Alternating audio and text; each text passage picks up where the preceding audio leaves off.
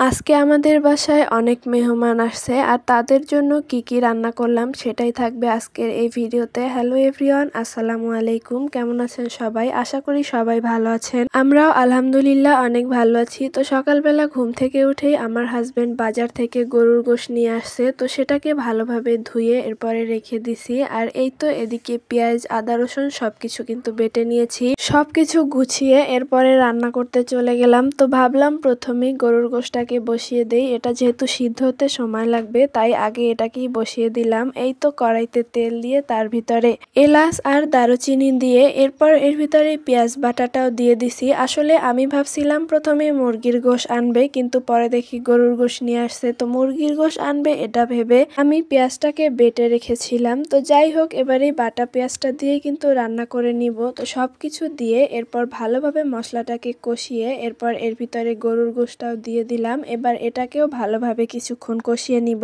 গরুর গোশতটাকে ভালোভাবে মশলার সাথে মিশিয়ে এবার ঢাকনা দিয়ে এটাকে বসিয়ে দিলাম। একদিকে গরুর গোশতটা হতে থাক, অন্যদিকে আমি মাছগুলোকে পরিষ্কার করে নিয়েছি। এখানে দুই ধরনের মাছ ছিল।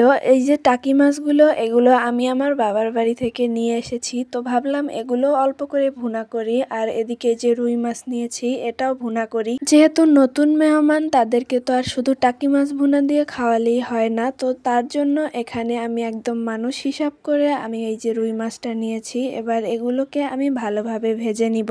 প্রথমেই আমি রুই মাছগুলোকে ভেজে নিতেছি। এখানে মাছের ভিতরে হলুদ, মরিচ আর লবণ মেখে এরপরে তেল গরম করে তার ভিতরে দিয়ে একে একে আমি সব মাছগুলোকেই কিন্তু ভালোভাবে ভেজে নিব। টাকি মাছগুলো নেওয়ার কারণ হলো তারা যেহেতু শহরের মানুষ, গ্রামের মাছ তারা খুবই কম খায়, যার কারণে আমার হাজবেন্ড বলল কিছুটা টাকি মাছও ভুনা করো। তো যাই হোক, এই কারণেই করা। তো একদিকে আমি মাছ ভাজতেছি, অন্যদিকে মাছ ভুনা করার জন্য মশলা কষিয়ে নিতেছি।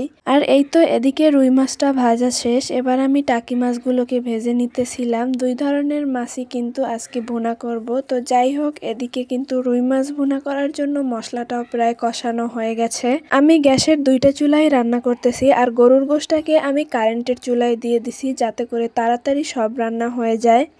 এই তো এখানে গরুর গোশতটাও কিন্তু প্রায় কষানো শেষ। এবার ওটার ভিতরে ঝোল দিয়ে দিছি, আর এখানে মাছের ঝোলগুলো ফুটে উঠলে তার ভিতরে ভেজে রাখা মাছগুলোকেও কিন্তু দিয়ে দিলাম। আসলে একা একা রান্না করে সব ভিডিও করা কিন্তু সম্ভব না, তাই আমি যতটুকু পেরেছি অল্প অল্প করে ভিডিও ক্লিপ নিয়ে রেখেছি। তো সব তরকারি রান্না করার শেষে এবার আমি এখানে পোলাওটা করে নিতেছিলাম। কিছুটা পেঁয়াজ আর এলাচ দারুচিনি দিয়ে তারপরে এই যে চালগুলোকে ভালোভাবে এর ভিতরে ভেজে নিব।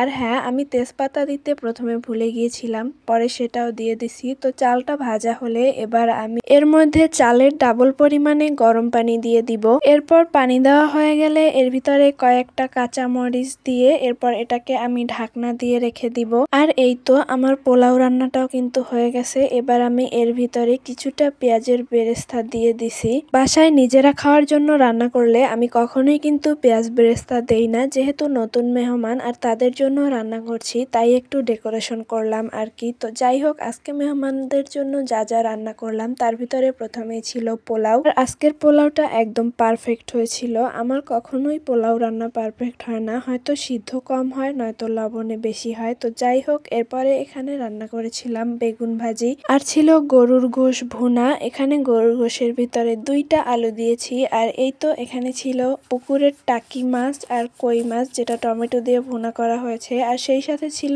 এই যে রুই মাছ ভুনা, আর সাথে ছিল সালাদ। তো যাই হোক, খেয়ে দিয়ে মেহমানরা কিন্তু অনেক বেশি প্রশংসা করেছে। কারোর জন্য যদি কিছু রান্না করা হয় আর সে যদি সেটা খেয়ে প্রশংসা করে, তাহলে পরবর্তীতেও আবার তাকে কিন্তু খাওয়াতে ইচ্ছা করে। যাই হোক, এরপরে সবাইকে একসাথে খেতে দিলাম। আর আজকের ভিডিওটা এখানেই শেষ করছি। আল্লাহ হাফেজ।